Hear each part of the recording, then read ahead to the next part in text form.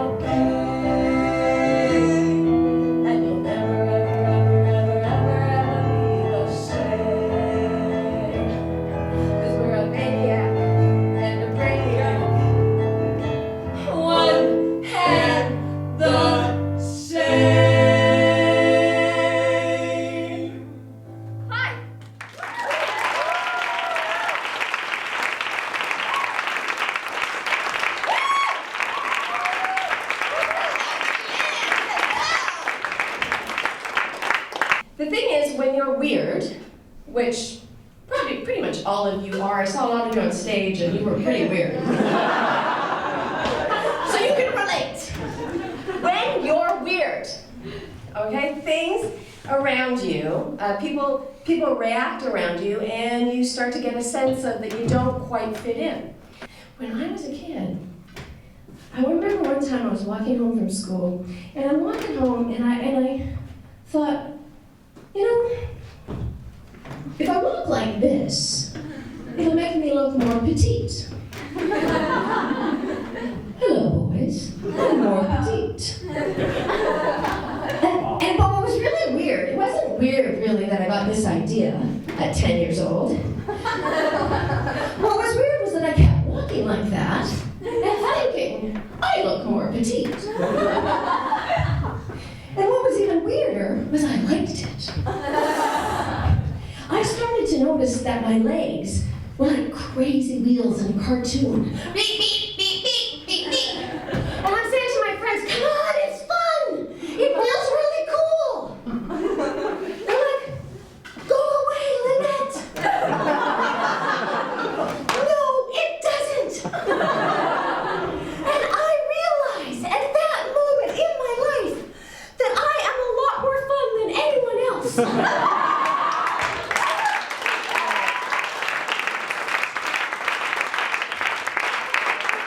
And so I did this desperation thing where I thought, well, I want to fit in. And the way that that showed up in my life is that I got married a lot. I was kind of marrying men like I was following the directions on a shampoo bottle. Marry, divorce, repeat. Here, let me explain. It goes like this. I got married young. I thought we were having fun. Had 2 kids on the run. Husband number 1 was done. Husband 3 followed 2. Hey, I got more kids. That's the thing to do.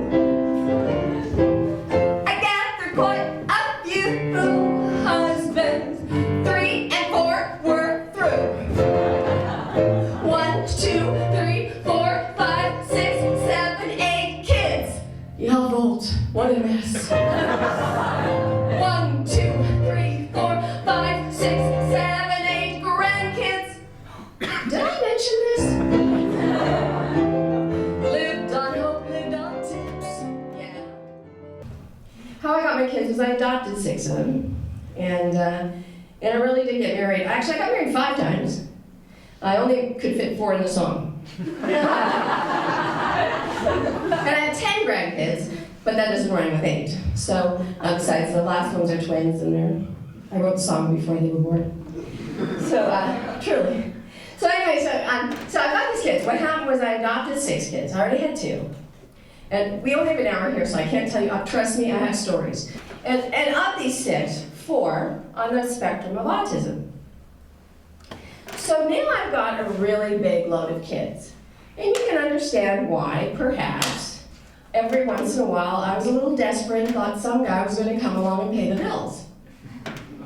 And you can understand why, perhaps, When he came along to pay the bills, he did the math and left. My whole journey with my children and my many revolving door husbands really kept motivating me to figure myself out and to help other people.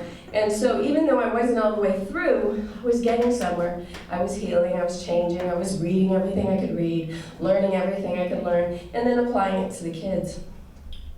And in truth, we were going along the journey just fine. In fact, 2 of my children were coming really close to not being autistic anymore. So I was feeling pretty successful. Like, maybe I can make a difference. So there's too many stories to tell them all tonight. So I'm going to pick the one that actually did not get better. To know that of those 4, 3 are off the spectrum. 3 are no longer considered autistic. That's pretty good, and I deserve applause. Yeah. So I'm going to tell you the story of Dar and how I got him. I got a phone call. I had said I would adopt some kids. I hadn't meant special needs. But I got a phone call from the social services people, and she's like, telling me, and I'm like, hello? Oh, yeah. Yeah, no, you see, the thing is that I never really wanted special, retarded, you say? Blind. Oh, and deaf. My. Yeah, but I'm sorry, I just, I promised my kid, no, I just really don't. In a closet for 2 years? Oh. His mother put him there. Oh my. And I was saying no, and then, oh, what a lovely name. Sure. So on the day that I met Dar, who was supposed to go to an institution and only stay with me for 2 months, he was running around in circles and growling like the Tasmanian devil. And he's running around, and he's running around, and he's spinning over here, and he's spinning over and he's running. And I'm watching him, and I'm thinking, thank God he's blind, otherwise he might bump into some of that furniture.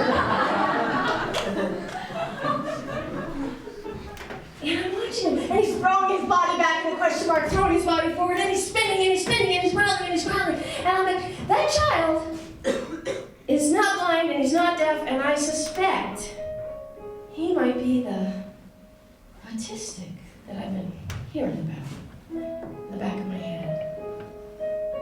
Now watch this kid, and I'm looking at his spinning, growling, spitting, drooling, weird posturing, and then he'd stop still, dead still, and then he'd spin some more. And I remember thinking, maybe his story, my story, his mother and my mother. And I don't know, I kind of morphed into this child in that moment. And we became kind of one. And I understood something. And I went where he was. Spinning in circles and talking to myself.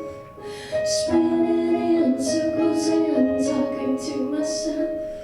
Spinning in circles and talking to myself. I can't hear. Spinning in circles and talking to myself. Spinning in circles and talking to myself. Spinning in circles and talking to myself. I can't hear. I needed to find a way to be more beautiful with my child, more for all my children and myself. Not use the traditional thoughts about it being psychology and it making us just, oh, wait a minute, I thought. Wait a minute. If it is caused by parenting, then maybe I can fix it. You see, and that was a trap because I started trying. And it did work, actually. I was being so loving and so sweet and so kind. And it really worked for number 1. See you later. Hey, you're a sergeant in the National Guard. You're a helicopter mechanic. Wow, good on you. Nice job, huh? In fact, that boy, when he was little, he came with a warning label. You know, they said, this boy, problem, violent. And at one point, he locked his teacher in the closet. He was 5 years old. And the school called, yeah, for real. So the school calls me, and they're like, he locked the teacher in the closet. What are we supposed to do with that? And I'm like, open the door? You know, I used to think that, you know, he'd never make it because he was really rough. But he did really well. At one point, I saw him bossing his brothers around, and I thought, wow, listen to him. He's doing great. He's like, he's gone from one A label to another. He's gone from autism to asshole. That's really close to better. So I put him in the Army. Asshole in Army. And then he came home on leave, and he'd gone from another A label. He went from asshole to awesome. This boy is the nicest son I could ever hope to have. And he's wonderful to his siblings. So the journey's long, but you did it, buddy. Okay, the next one, you know.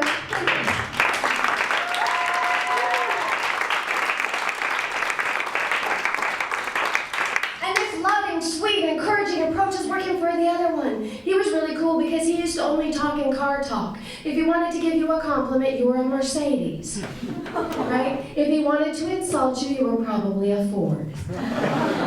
Now, Mercedes isn't a big deal here probably, but it's a really big deal in the States. So that was a heck of a compliment. And it was weird talking to him, but eventually he moved out on his own, and he's been working on pipelines and living on his own, and he's buying a house, and you know, he's a labor hand, he's a wonderful son, and he's pays all his taxes and all his bills, so more power to you, buddy.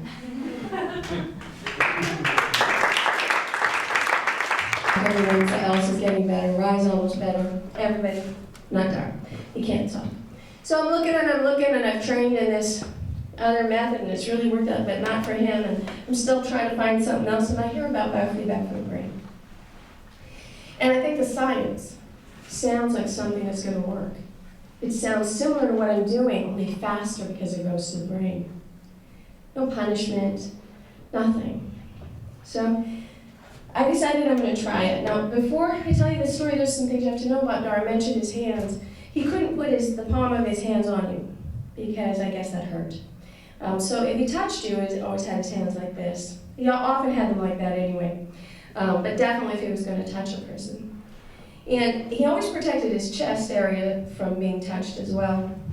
And so I hadn't even noticed it. I was taking care of him, but I picked up my neighbor's child one day when I had only had him for a year or so, and she wrapped herself around me.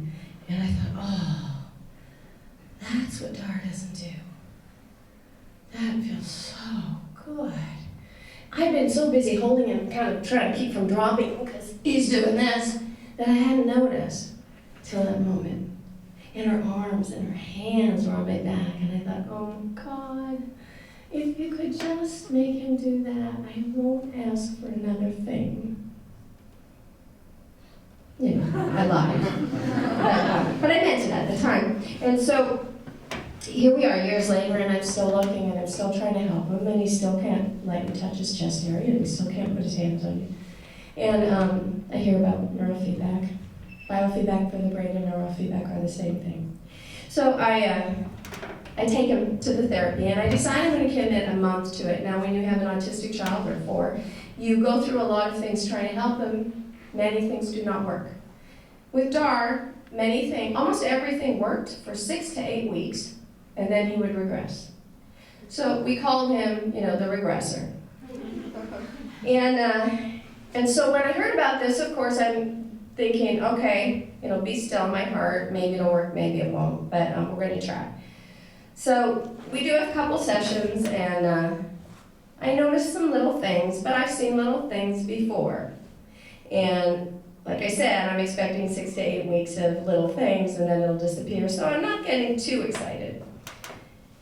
And then a few more sessions and he does things like has new sounds. They're not words, they're not even approximations of words, but they're sounds. And he starts getting excited and showing me things. He's never done this before. He begins pointing. He had never pointed before, and he pointed like this. And I think that's much more efficient. It's sort of like, I'll have all the food in the fridge. You don't want one thing, you want it all. So I'm getting, I'm trying to be cautious, but I'm getting pretty excited. We're on the 12th session. We're in Massachusetts, it's cold, it's snowy. I walk into the foyer. I've got my back to him, and I swear to God, I'm never going to get through the story without crying. I'm sorry. Give me a second. Okay, so I walk into the foyer, and I've got my back to him, and I start to take off my coat, and I turn around, and my son wraps his arms around my body, and he puts his chest right against mine. And I can feel the palm of his hands on my back. And I'm thinking, oh my God, somebody see this. What if it never happens again? And I held my breath, and I stood there, and he hugged me, and he hugged me, and he hugged me. He goes, I think that was Mom. And then he let go. And I'm like, oh God, please let that happen again. Nowadays, we call him the hovering hugger. He walks around, I know what you want, come here. He's, oh, you're sad, you'll love this, this will fix it. You waited years for this, Mom, come on. Like, please, I've got dishes to do. So there's a town in Greensburg, Kansas. It's called Greensburg, it's in Kansas, and in America. And in case you don't know, because Wizard of Oz is probably played over here. Greenburg, Kansas is neat because what happened was a tornado came through and it flattened the whole town completely. Nothing survived it. And so in order to try to get people to not leave and just relocate, in order to try to encourage people to stay, the townspeople, or the government, the mayors and stuff, decided to build the only green, 100% green, well, it has no trees, so it's not that kind of green, but green as in fuel-efficient town in America. And you guys actually here are much better for that. Lights turn off automatically and things, but we're consumption pigs. And to have a town that is, even the hospital has its own windmill, and everything is either solar-powered or wind-powered. It all has a grading. It's impressive and exciting for me. And I work there sometimes, and I found myself thinking, wouldn't it be awesome if autism could be the global tornado? If autism could be the tornado that sweeps the world and forces us to stop being so petty and love and embrace the person in our home and then spread that around like y'all are doing with, oh yeah. That, to me, is a tornado worth having. Child to child to child, heal the world with style. Happiness gone wild, healing child to child to child. Thank you for coming, Barry. I appreciate it so much. Thank you, Berlin. Thank you for having me here. It is. Thank you, Mitch Kaplan.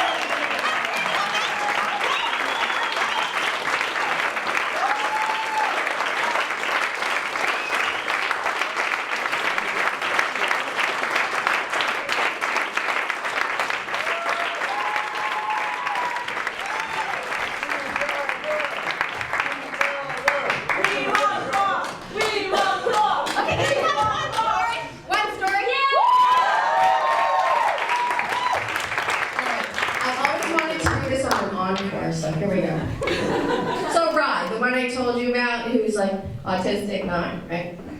So he's 16 in this story. And it's that moment that every parent waits for with anticipation, of course. So here we are. We're sitting side by side in our rocking chairs.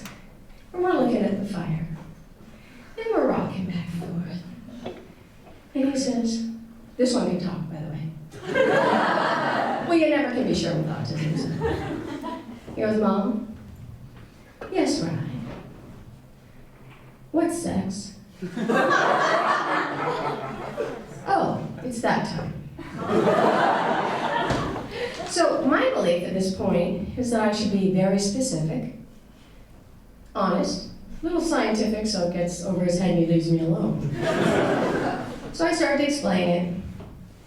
But I know that because he's autistic, it's really important that I answer and explain in a way that he can really understand and that will help him, you know, in his future endeavors with people. So I get through the whole thing and I said, and it you know, it does feel good and all of that, but, you know, the end. So he gets really quiet. We rock for a while beside each other and stare at the fire.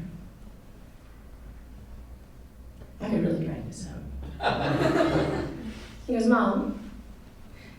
Yes, you're right. Could we try it?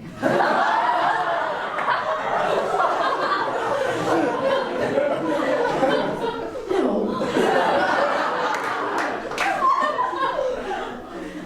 Why not?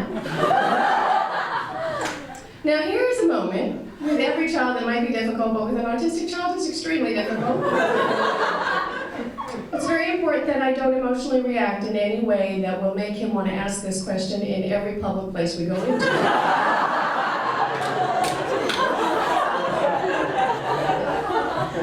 It's also very important that he has a clear understanding of why we cannot. Try this. So I explained to him that it's illegal, for starters. And so that's the absolute no. And that it would set up weird relationships between us. And, you know, it would end up being something that didn't actually feel good. So, again, we lapse into silence. And I think I'm scot-free. Ooh, I'm just about to get out of the rocking chair and get the hell out of the living room. And he says, Mom, yes, right. Could we do it and call it practice?